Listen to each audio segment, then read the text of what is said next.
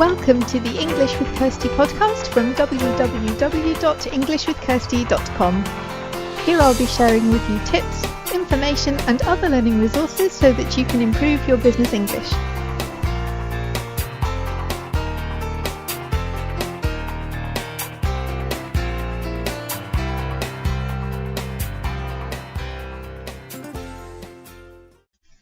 Hello everyone and welcome to episode 90 of the English with Kirsty podcast. Today I have some news for you. It's something I've been planning for a couple of weeks and now it's finally happened. My book is available as a hard copy. Unfortunately not in every country, but I took all the countries that Amazon offered to me, which was the UK, Germany, France, Italy, Spain and Japan and the US. So if you are in any of those countries and you're interested in receiving the book as hard copy instead of an ebook, then you can buy it on Amazon. And I will add the link to the book page to the show notes page so you can click through and find out how you can get hold of it. Basically, if you're in any of those countries and you go to Amazon and look for Feel Confident Using Your Business English, or just my name, Kirsty Major, which is spelled Kirsty, not Christy, you'll find it there. So if you're interested in that, as I know some people have said to me, oh, can we not read it as a hard copy book, as a paperback book, because I don't want to read everything online. So now those people can get their own copy of the book as a hard copy. So that's my news for the week. And also today I want to talk about something I've started doing, is writing articles. I've got a section on my blog and I write articles for teachers as well. So if you're a teacher, then there's a version of what I'm going to talk about today that's aimed more at teachers. And you can access that from the show notes page, which is englishwithkirsty.com/podcast/episode 90. I'll link that from there, but I know that most of my podcast listeners are actually learners, so I'm going to talk about this more from the point of view of the learner on the podcast today. And the subject is, why are some students really quiet in language classes? Why are they reluctant to speak, and what can teachers do to help? And also what can students do to help themselves too, because it's the teacher can help, but you need to work on the problem as well if you have something that's preventing you from speaking. So I thought about this because, sometimes people think, oh, the quiet students aren't really interested or they don't really have a lot to say. But generally I found that isn't the case because, sometimes people really want to talk, but they can't because they don't have the vocabulary or they're nervous and so they feel shy or all kinds of things. So I've found 8 different situations that we can look at because different people need different things. There's never a one answer fits every student solution.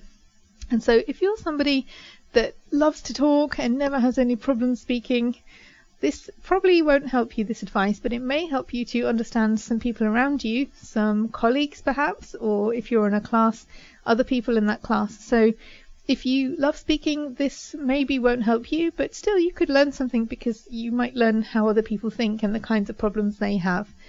And if you are somebody who's been quiet in classes before, then hopefully something here will speak to you and you'll think, yeah, that's me, that's why I do this.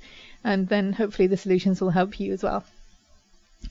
So the first type of person I want to talk about is somebody who is naturally really quiet anyway. So I can think of at least one student that I have who fits into this category, who I speak to them in their native language as well, and they don't speak a lot. They answer questions, they're not rude, they're generally interested in what people are saying and they will answer questions, but they aren't somebody that's going to talk and talk and talk. So they'll maybe use 20 words and other people will use 200, but that's just part of who they are. And of course, if you have to do a presentation or something that lasts 10 minutes, then it has to last 10 minutes, whether you like speaking or not.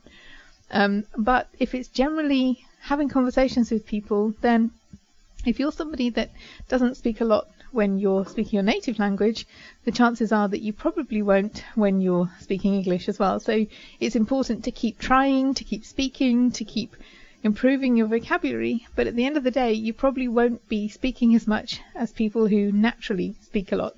And I think it's good to see that because it's just recognizing, okay, this is how it is and we can keep our expectations reasonable.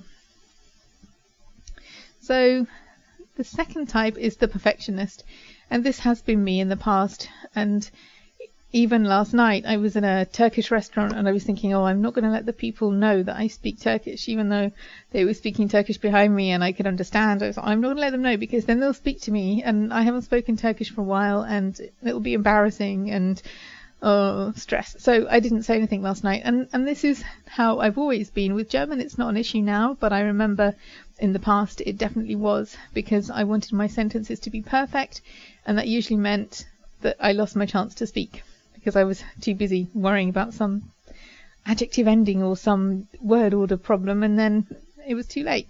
So one of the reasons that some students don't speak very much, or as much as they would like to, is because they're perfectionists.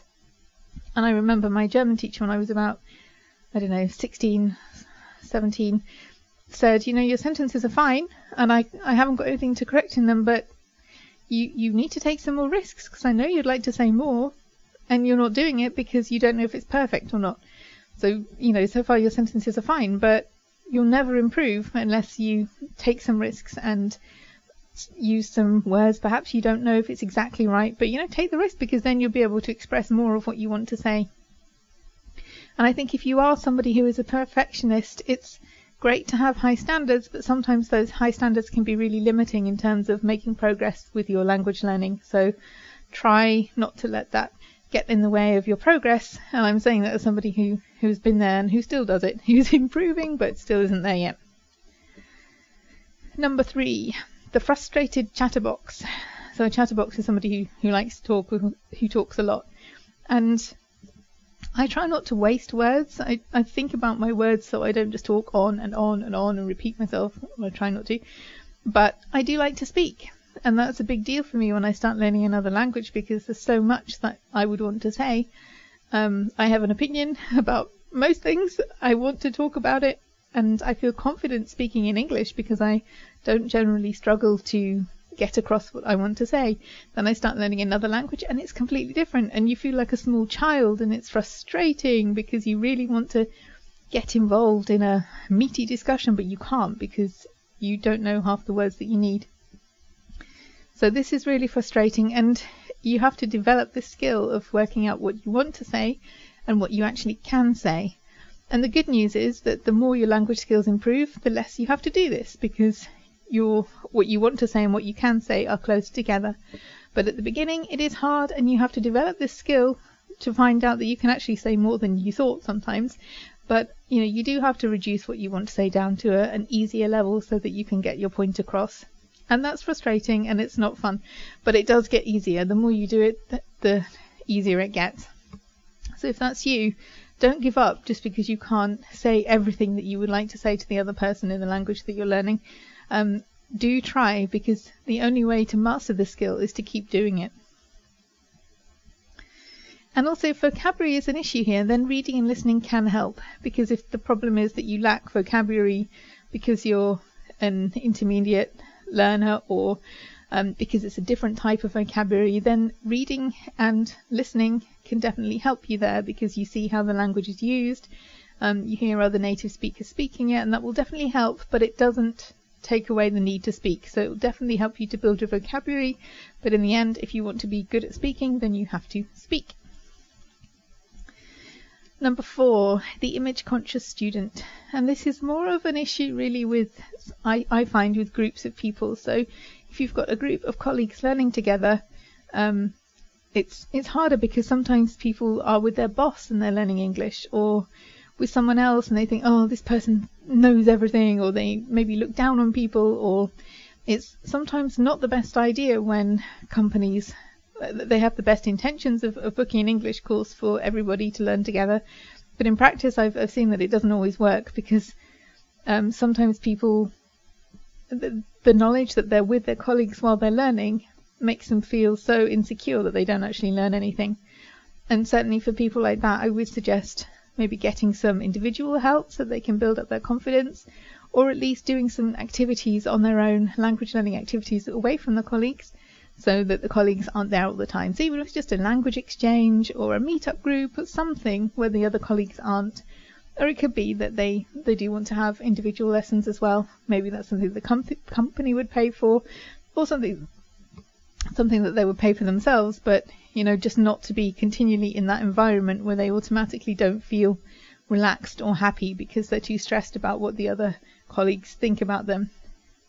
The truth is probably the other colleagues are too busy worrying about themselves, but I know that's quite a hard thing to accept sometimes when people are worrying about their image. And I think it's realistic as well. It's reasonable because you're in front of people with whom you work. They're not your friends, they're your colleagues, and sometimes you don't want to look bad in front of them.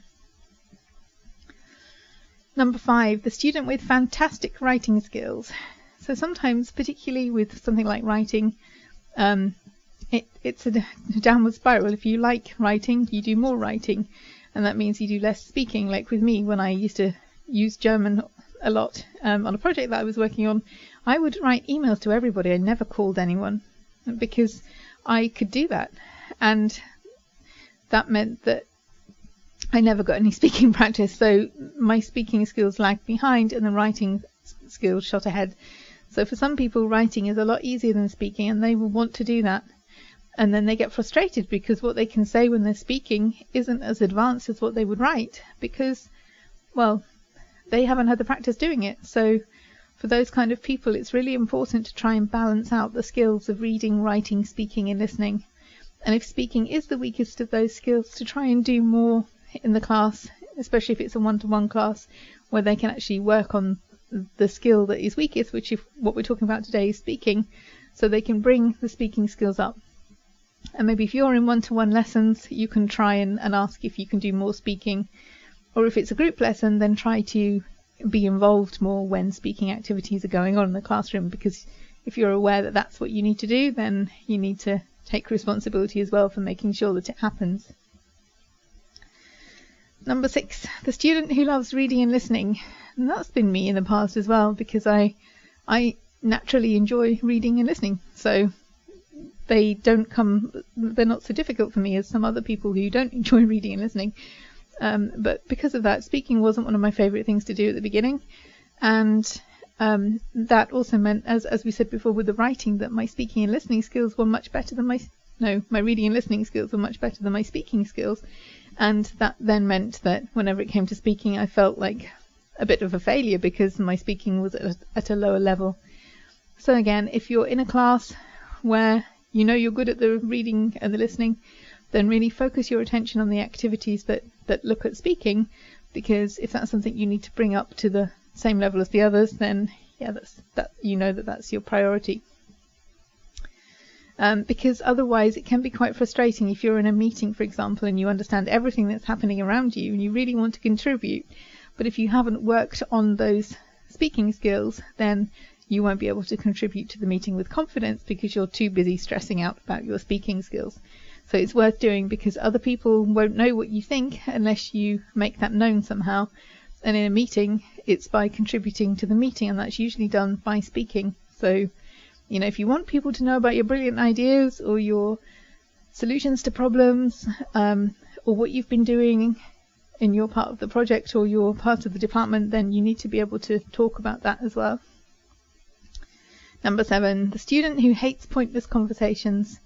I'm going to do something specifically about this because I think it is definitely true that some people, we talk about the importance of small talk, and some people just generally don't enjoy it. And I do believe that we should be real. Okay, some people don't enjoy it. Let's not pretend that one day they will. It's a useful skill and it's an important skill to have for business English, but yeah, fair enough. Some people don't enjoy it because they see the conversation as being pointless. In truth, it's not pointless because it's all about relationship building and developing trust and getting to know people. But, for some people that's a lot easier than for others, and that's in their own language too, because people who don't enjoy it in their own language are probably not going to enjoy it in English either. But it's a part of what we do as human beings, and especially if you're in a role where you have to see colleagues or customers or have coffee with people or dinner, then it's something that will come up. And if that comes across in the classroom that the student feels that the activity is kind of pointless or boring, or why would you talk about this, it's not deep and meaningful, then a teacher can soon lose people's interest or they can stop engaging. But if that is you and you think, oh, why are we having this conversation? it's just an opportunity to practice. It may well be pointless. It may well not be a really fascinating conversation, but it's a chance to practice. And yeah, it's being offered to you, so why not take it? Because it will all add to your speaking skills later. And there are times when we have to have conversations that are not particularly interesting for us, either because they're interesting for other people or just because they're breaking the ice and helping people to get to know us a bit better. And the last one is the student who doesn't really want to be there. And if that's you, then the teacher it depends why you don't want to be there. If you're having one-to-one classes or group classes and you're not enjoying them for whatever reason, then maybe you need to do something about that. Maybe it isn't the right course for you. Maybe the teacher could do something more to make it more relevant or interesting. But at the end of the day, the only person that can help you to learn, or that is responsible for your learning, is you, really.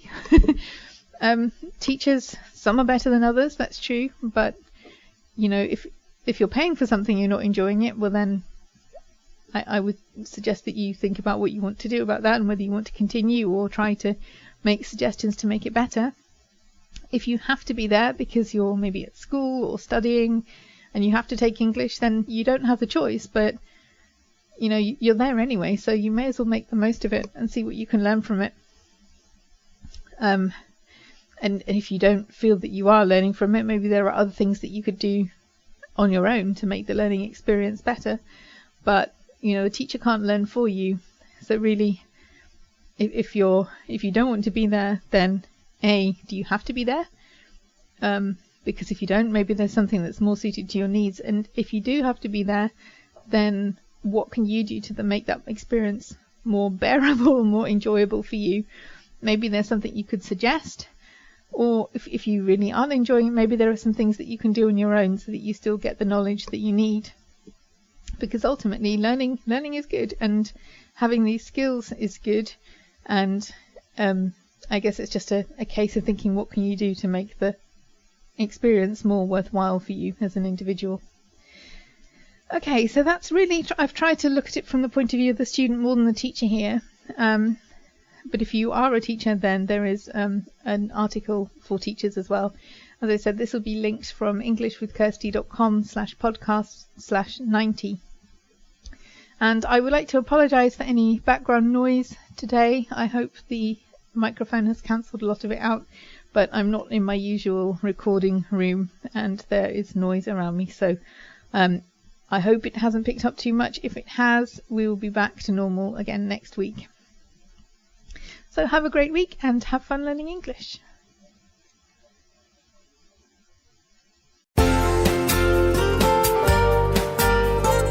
I hope you enjoyed this episode of the English with Kirsty podcast. If you have any questions or comments, my email address is kirsty@englishwithkirsty.com, or you can go to www.englishwithkirsty.com/podcast, where you'll find information about the individual episodes.